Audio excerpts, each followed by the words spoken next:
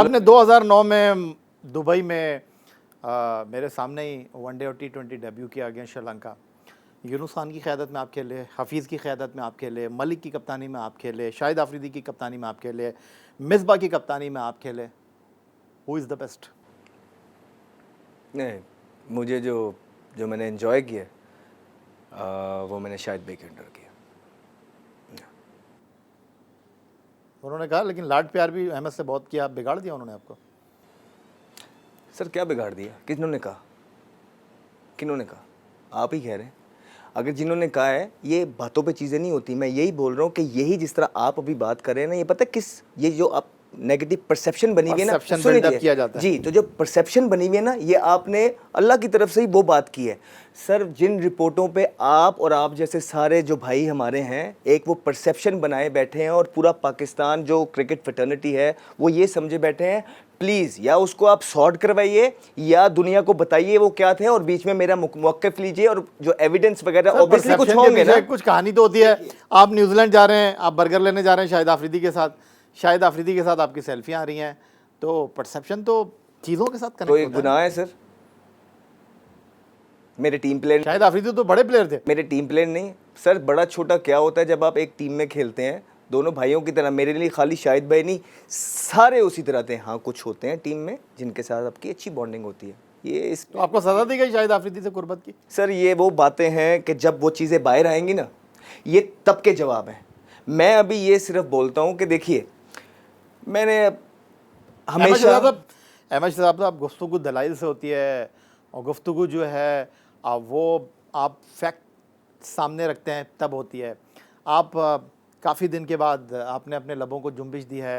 आप जो है वो गोशा नशीनी इख्तियार कर गए थे, डोमेस्टिक क्रिकेट में खेल रहे थे, इंजरी हो गई थी आपको, अचानक आप मंजर आम पर आए हैं, अचानक आप बोर्ड से सवाल कर रहे हैं मुझे क्यों नहीं बुलाया जाता, अचानक आप बोल रहे हैं कि मुझे क्यों निकाला गया।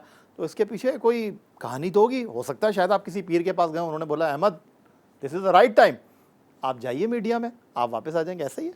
तो अब मुझे या तो आप पूरा, माशाल्लाह आपने तो अंगूठी भी पहनी हुई है। अब या तो आप मुझे पूरा अपना आंसर दे लेने दीजिए। जी दीजिए। अगर आपने बीच में टोक दूसरा सा, क्योंकि मेरे पॉइंट ऑफ व्यू फिर यूँ जाएगा नहीं। 3 से 4 दफ़ा हो गया। तो मैं सिर्फ ये बोलता हूँ कि जो चीज़ें थी अभी तक दबी हुई थी, ठीक है, बोर्ड के अंदर थी। जब ये रिपोर्ट की 2-3 लाइंस बाहर आई, हमने इसको इग्नोर किया। लेकिन जब पीसीबी का अपना ऑफिशियल उसको अभी थोड़े दिनों पहले आके मीडिया में बता गया, और वो लोग साथ थे जिनसे मैंने हमेशा मशवरा मांगा, वो लोग साथ थे उसमें जिनके लिए पाकिस्तान के बाद मैं कहता था कि मैंने इनके लिए खेलना है, ये कैप्टन है, मैंने उन पे जान लगानी है, अपना ब्लड स्वेट सारी चीज़ें दी। वो लोग जिसे अच्छा बुरा कुछ भी होता था तो हम उनसे शेयर करते थे। वो लोग जिन्होंने जो प्लान दिया, क्रिटिसिज्म के बावजूद भी उन्हीं के प्लान पे हमने स्टिक किया, हमेशा कहा कि यही टीम प्लान है। वो लोग को जब साथ पाया, उस रिपोर्ट जब दी गई, जब वो लोग भी साथ बीच में थे, तो सर बहुत हर्ट हुआ है। मैं आपको बता नहीं सकता कि मेरा दिल कितना टूटा इस बात पे, कि मेरा सारा ट्रस्ट लेवल जो है वो शैटर्ड हो गया। तो सर एक लिमिट होती है। आपने कहा कि आप चुप रहते हैं, मैं आज भी सर चुप हूँ। अगर आपको लग रहा है कि मैं कुछ बोल रहा हूँ तो ये आपको गलत लग रहा है। तो बात सिर्फ मैं आपसे इतना कहता हूँ कि एक लिमिट होती है। जब आप किसी को दीवार के साथ लगा देते हैं तो उसके पास कोई और रास्ता नहीं रहता है सिवाय फॉरवर्ड आने के। मुझे लगता है कि आई बीन कॉर्नर्ड, मुझे दीवार के साथ लगाया जा रहा है। मेरे ख्याल से ये मेरा भी उतना पाकिस्तान है जितना बाकी सबका है। हम सब अपने राइट्स इधर पाकिस्तान में डिज़र्व करते हैं, और ये पाकिस्तान किसी एक का नहीं है, ये पाकिस्तान सबका है। 6-8 लोग, मैं नाम नहीं लूँगा, उनको पता है मैं किन की बात कर रहा हूँ। मुझे उनके प्रेजेंट और उनके पास से कोई प्रॉब्लम नहीं है, लेकिन उनको पता है कि वो मेरी क्रिकेट को डैमेज कर रहे हैं।